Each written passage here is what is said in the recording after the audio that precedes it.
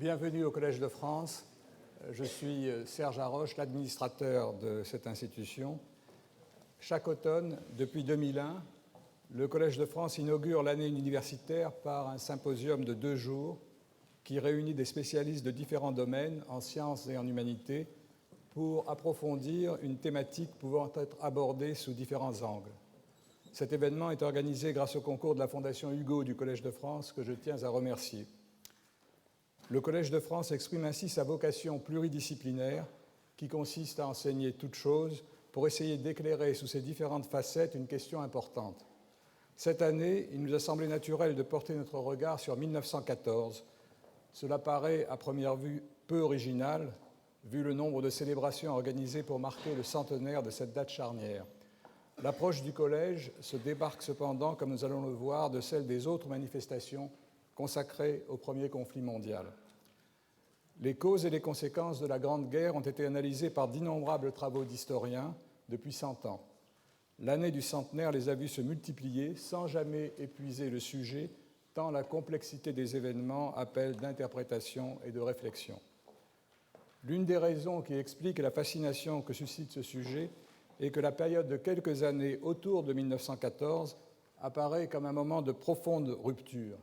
Rupture géopolitique et historique, bien sûr, mais aussi rupture dans les façons de comprendre le monde, de le voir et de le penser. Comprendre le monde est du ressort de la science, et celle-ci a subi à ce moment critique une profonde révolution, tant dans ses concepts que dans ses pratiques. Voir le monde est la prérogative des artistes qui le représentent à travers le prisme de leur sensibilité, et les différentes formes de l'art, peinture, musique, cinéma, littérature, ont été, autour de 1914, profondément bouleversées. Penser le monde, c'est se poser des questions sur la condition de l'homme, sur sa relation à lui-même et aux autres, et sur ses plans encore, dans les domaines de la psychiatrie, de la psychanalyse, de la sociologie et de l'anthropologie. Le temps de la Grande Guerre a été un moment de mutation profonde. Notre colloque ne se placera pas sur le terrain géopolitique ou historique. Nous ne chercherons pas à discuter directement des événements qui ont conduit à cette guerre ou qui l'ont suivie. Nous nous attacherons par contre à analyser les grandes transformations qui l'ont accompagnée dans tous les domaines que je viens d'évoquer. Elles font que Stefan Zweig a pu se référer au temps d'avant 1914 en appelant avec nostalgie le monde d'hier, un monde où l'on vivait, pensait et sentait les choses autrement. Bien sûr, le contexte de la guerre ne sera pas absent, tant il a influé sur certains scientifiques ou créateurs, soit en leur inspirant le thème de leurs œuvres, je pense aux peintres et aux écrivains, soit en orientant leurs travaux, je pense au développement de la traumatologie et de la psychiatrie, ou encore aux chimistes impliqués dans la mise au point des gaz de combat, premières armes de destruction massive. Mais ce contexte direct ne saurait expliquer la plupart des mutations qui se sont produites à cette époque. Ainsi, la révolution de la physique, relativité et physique quantique, a commencé avant la guerre et s'est poursuivie pendant et après elle, sans rapport direct avec les événements, même s'ils ont fortement influencé les conditions dans lesquelles les découvertes ont été faites et diffusées. De même, les grandes mutations dans l'art, je pense au cubisme, à l'expressionnisme allemand, ont commencé avant 1914. On peut cependant voir dans l'émergence des nouvelles formes de l'art du début du XXe siècle l'expression d'une forme d'inquiétude prémonitoire des événements qui allaient bouleverser l'Europe. Les transformations radicales qu'ont connues les sciences seront abordées dans ce colloque. Vous entendrez tout à l'heure 2 exposés concernant l'évolution de la chimie et celle des relations entre mathématiques et physique. Quant à moi, je me limiterai dans cette introduction à vous parler de la physique pour vous rappeler combien la période qui nous intéresse a changé notre vision du monde et nos moyens d'action sur lui. Une figure, bien sûr, domine, celle d'Einstein. Rappelons quelques dates. En 1905, âgé de 26 ans, il élabore la théorie de la relativité restreinte. À partir de considérations très générales sur l'invariance des lois de la physique pour 2 observateurs se déplaçant à vitesse uniforme l'un par rapport à l'autre, une invariance qui avait été reconnue 3 siècles plus tôt par Galilée pour les lois de la mécanique, mais qu'il généralise à l'ensemble des lois de la physique, Einstein bouleverse les conceptions de l'espace et du temps. Des considérations mathématiques simples, basées sur cette loi d'invariance et son application aux phénomènes impliquant la lumière, le conduisent à la fameuse formule E égale mc2, sans doute l'équation la plus connue de toute la physique, qui explique, à l'aide de 5 signes, d'où vient l'énergie du Soleil et des étoiles et annonce les centrales nucléaires et la bombe atomique. Durant la même année 1905, il explique d'un coup, si j'ose dire, deux phénomènes apparemment disparates et incompris par les physiciens de l'époque.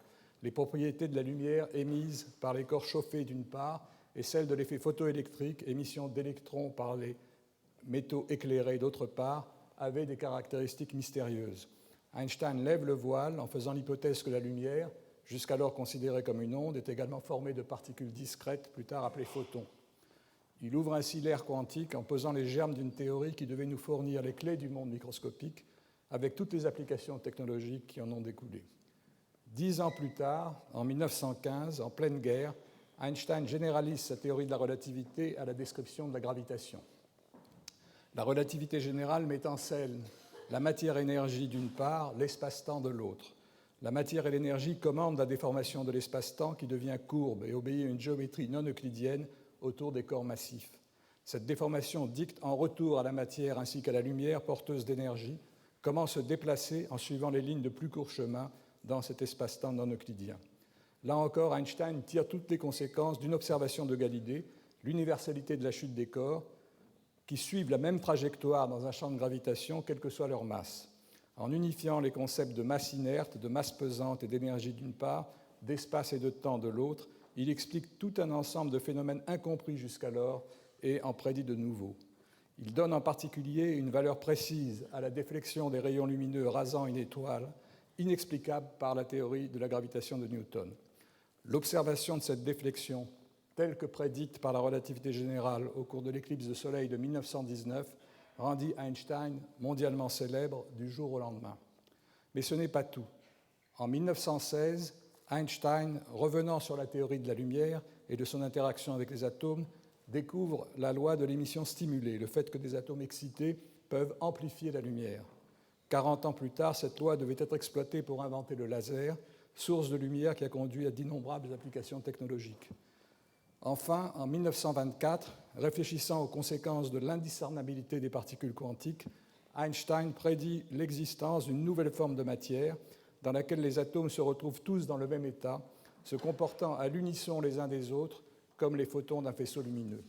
Ces condensats de Bose-Einstein, comme on les appelle, devaient être réalisés expérimentalement quelques 70 ans plus tard, et ils font l'objet de recherches très actives aujourd'hui, notamment au Collège de France. Ils permettent en particulier de réaliser des faisceaux cohérents de matière, véritables lasers à atomes, dont les applications potentielles sont encore à peine entrevues. Bien sûr, Einstein n'était pas seul dans cette période si féconde.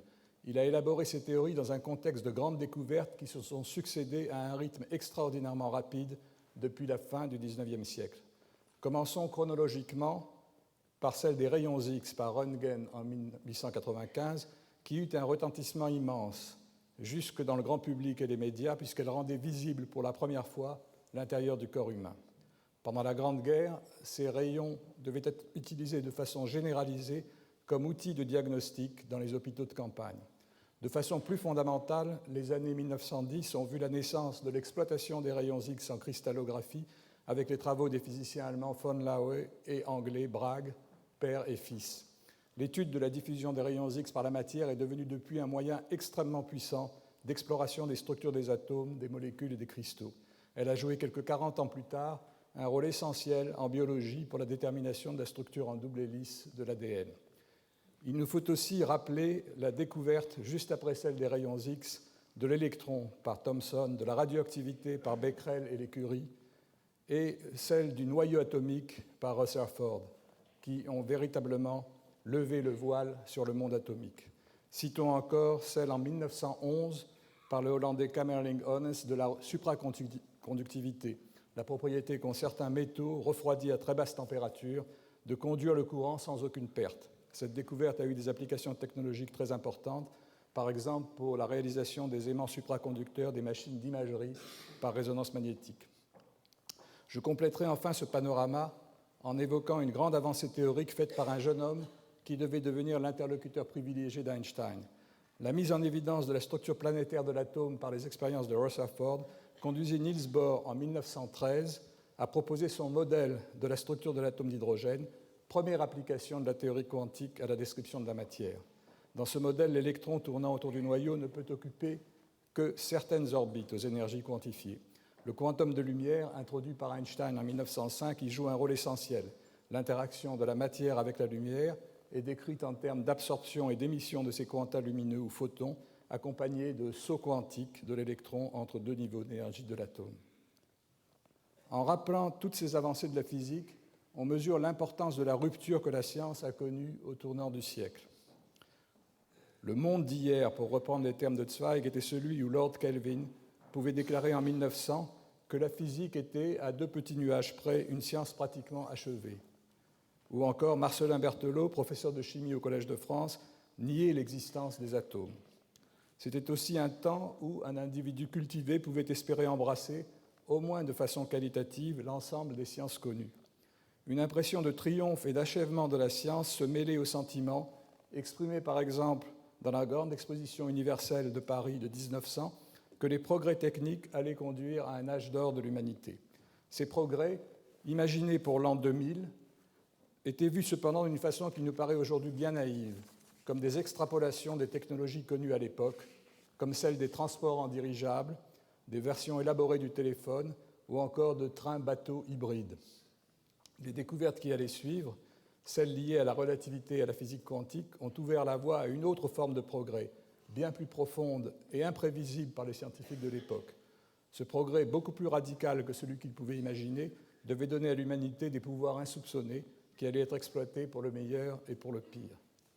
En quelques années, les certitudes du monde classique d'hier s'évanouirent pour laisser place à une nature aux propriétés contre-intuitives, où les notions d'espace et de temps, ou même de réalité physique, sont devenues très difficiles, voire impossibles à expliquer aux profanes. La vision globale même de notre univers connut alors une profonde révolution. L'astronomie, la science dans laquelle les conceptions classiques de Newton et de Laplace avaient si longtemps triomphé, se mua en cosmologie, science traitant l'univers tout entier comme un objet d'étude physique décrit par la théorie de la relativité générale. L'existence de trous noirs et d'ondes de gravitation apparurent vite à Einstein et à ses collègues comme des conséquences directes de cette théorie, et leurs observations, avérées pour les trous noirs et indirectes encore à ce jour en ce qui concerne les ondes de gravitation, sont venues confirmer la validité de la vision de l'univers élaborée par Einstein pendant la Grande Guerre. Et c'est en étudiant encore ces mêmes équations que 3 théoriciens, De Sitter, Friedman et Lemaitre, firent, dans les années 1920, l'hypothèse de l'expansion de l'univers, confirmée par les observations de l'astronome américain Hubble. Les conséquences sur la représentation que nous avons de notre place dans l'univers en ont été bouleversées d'une façon comparable et aussi profonde à ce qu'était la révolution copernicienne. Une telle révolution dans la conception du monde et de la place que nous y occupons ne pouvait aller sans tensions, résistances et débats. Einstein fut encensé, certes, mais également fortement attaqué, pour des raisons en partie dues à l'incompréhension, voire l'inquiétude que ces théories suscitaient dans des esprits incapables d'abandonner la vision classique du monde d'hier, mais aussi pour des raisons qui n'avaient rien à voir avec la science, liées à l'antisémitisme montant en Allemagne et à la germanophobie persistante après la guerre en France. J'y reviendrai. Mais c'est d'une autre résistance, de nature psychologique, plus intéressante à analyser, dont je voudrais parler. Einstein lui-même, s'il n'a à aucun moment douté de la validité de ses théories de la relativité, n'a jamais été à l'aise avec la théorie quantique. En introduisant pour la lumière le concept de dualisme entre ondes et particules, qui devait conduire aussi, comme il fut l'un des premiers à le reconnaître, à l'existence de sauts quantiques survenant à des instants imprévisibles, il avait ouvert une boîte de Pandore qu'il ne parvint jamais à refermer. Dans ses débats avec Bohr notamment, Einstein a toujours essayé de réintroduire le déterminisme laplacien en physique, n'arrivant pas à accepter que Dieu joue au dé avec le monde. Dans ce domaine essentiel, celui de la physique du monde microscopique, Einstein n'est jamais parvenu à renoncer tout à fait à la vision du monde d'hier, ce qui explique sans doute que sa contribution à la physique, si exceptionnelle dans la période 1905-1925, devint marginale lorsque l'intérêt se focalisa sur l'étude, à l'aide de la théorie quantique, du monde des particules atomiques et subatomiques. Sans nier les succès éclatants de cette théorie, qu'il comprenait parfaitement, il s'en désintéressa cependant pour tenter d'unifier la relativité générale avec l'électromagnétisme, une quête qui, si elle avait abouti, aurait eu un impact sur la description de la lumière et éclairé d'un jour nouveau la question du dualisme. On peut dire que le problème qui le tracassait reste ouvert dans la mesure où la relativité générale, essentielle pour comprendre le monde de l'infiniment grand, et la physique quantique, qui régit l'explication de l'infiniment petit, sont encore deux théories non réconciliées. Leur unification permettra peut-être un jour de répondre, sinon aux attentes d'Einstein, du moins aux questions encore énigmatiques que pose la cosmologie. Le panorama que je viens de rappeler montre combien les questions révolutionnaires abordées en physique à l'époque qui a précédé et suivi la Grande Guerre sont 100 ans après restées d'actualité. La physique moderne est née alors, non pas en reniant la physique classique, mais en la complétant et en levant le voile sur des phénomènes de l'infiniment petit et de l'infiniment grand que les physiciens classiques ne soupçonnaient pas.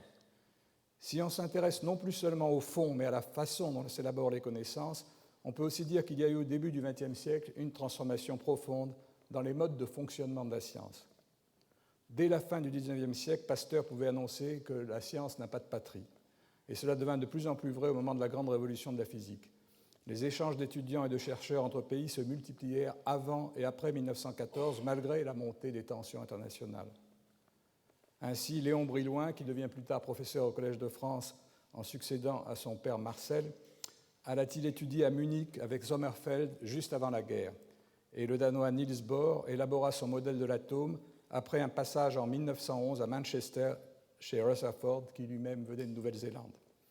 Dans l'immédiate après-guerre, les jeunes chercheurs américains qui devaient par la suite créer une école de physique atomique florissante aux États-Unis, les Rabi et Oppenheimer, allèrent étudier en Allemagne auprès de maîtres tels que Stern et Born. Cette époque fut également celle de l'éclosion des grandes conférences de physique et du développement des grandes sociétés savantes. Les congrès de Solvay, organisés à Bruxelles en 1911, puis en 1927 et en 1930, sont en particulier restés légendaires. C'est enfin l'époque où les embryons des grands instruments de la physique moderne virent le jour, qu'il s'agisse des premiers grands télescopes ou des premiers accélérateurs de particules. Que la science, et pas seulement la physique, ait connu une telle créativité dans un temps aussi troublé, en dépit du chaos provoqué par une première catastrophe et l'annonce d'une seconde qui devait survenir 20 ans plus tard, ne finit pas de nous surprendre. Le contraste saisissant entre le foisonnement créatif et la mort de masse nous ramène à d'autres temps. On peut le rapprocher de l'extraordinaire créativité des artistes qui ont, au XIVe siècle, annoncé la Renaissance italienne autour du temps de la Grande Peste. Einstein et ses contemporains ont, par leur productivité scientifique exceptionnelle au milieu de la tourmente, contribué à enrichir la civilisation au moment où elle subissait des assauts dévastateurs. Il en est de même des artistes qui, à Vienne, Paris ou Berlin, ont élaboré des formes nouvelles d'art en peinture, musique, sculpture, littérature ou architecture. Comme le montreront les communications décrivant l'atmosphère de Vienne et de Berlin à l'époque, ces différentes formes de créativité scientifique et artistique ont été en quelque sorte nourries par l'atmosphère de fébrilité et d'inquiétude du temps et se sont mutuellement influencées. Les montres molles de Salvador Dali apparaissent comme des métaphores de la relativité du temps, et la tour astronomique de l'architecte Mendelssohn, dédiée à Einstein, près de Dresde, exhibe des volutes peut-être inspirées par les représentations de l'espace-temps de la relativité générale. Parler d'Einstein au Collège de France m'amène naturellement, pour finir, à évoquer la visite qu'il y fit au printemps 1922 à l'invitation de Paul Langevin. Elle témoigne du courage des deux hommes qui bravèrent à cette occasion les hostilités de leurs collègues des deux côtés du Rhin. En accueillant Einstein, Langevin s'opposa à ses confrères de l'Académie des sciences qui, 4 ans après la guerre, refusèrent de recevoir un Allemand. Toutes les leçons d'Einstein eurent ainsi lieu au Collège de France, ici, et à la Sorbonne, et non au Quai Conti. Avant de quitter la France, Einstein souhaita aller avec Langevin visiter les champs de bataille désolés de Champagne, et il y tint bouleversé un discours pacifiste suggérant que tous les étudiants allemands viennent voir de leurs yeux comment la guerre avait transformé en désert tourmenté cette terre labourée par les obus et la grenaille. Et lorsqu'il rentra à Berlin, c'est à l'Académie prussienne des sciences qu'il fut cette fois mal reçu, se trouvant isolé au milieu de confrères, se détournant de lui pour avoir sympathisé avec l'ennemi qui avait humilié la France à Versailles, qui avait humilié l'Allemagne à Versailles, pardon. Cette réaction marquait le début de l'hostilité croissante qu'Einstein devait subir en Allemagne, qui, vite mué en antisémitisme, l'amena à s'exiler quelques années plus tard. Le Collège de France lui fit alors une offre de chaire qu'il commença par accepter avant de décider, de façon sage à la lumière de ce qui devait suivre, de s'installer aux États-Unis. J'ai eu moi-même un témoignage direct de la visite d'après-guerre d'Einstein à Paris. Lorsque j'étais élève en hypotope au lycée Louis-le-Grand, tout près d'ici, mon vieux professeur de mathématiques raconta à notre classe qu'il avait assisté, 40 ans auparavant, à une des fameuses conférences du printemps 1922. Il était sans doute là, dans cette foule d'hommes chapeautés se pressant au portillon du Collège de France, celui-là même que vous avez tous traversé aujourd'hui pour assister à ce colloque. Si l'on accepte l'omniprésence des chapeaux et l'absence notoire de femmes, seule la présence du réverbère au milieu de la cour d'honneur, réverbère qui se trouve à la place de la statue de Champollion qui n'était pas encore installée à l'époque, marque le passage du temps. Ce professeur, donc, était un excellent homme qui, heureusement, n'avait pas à nous enseigner la relativité générale, hors programme de l'enseignement des classes préparatoires de l'époque, comme il l'est d'ailleurs toujours de celle d'aujourd'hui. Il avait fait la guerre de 1914 dans les tranchées et il y avait été gazé, mais il ne pouvait être soupçonné de germanophobie et encore moins d'antisémitisme. Sans aucune animosité à l'égard d'Einstein ou des Allemands, il était tout simplement réfractaire aux espaces courbes des géométries non euclidiennes qui lui paraissaient vaguement inquiétants. Il nous avoua honnêtement qu'il n'avait rien compris à la conférence. Né dans les années 1890, il était indéniablement, avec son chapeau de feutre qu'il portait jusqu'en classe, son col cassé et sa lavalière, un survivant respectable du monde d'hier de Stefan Zweig. Merci.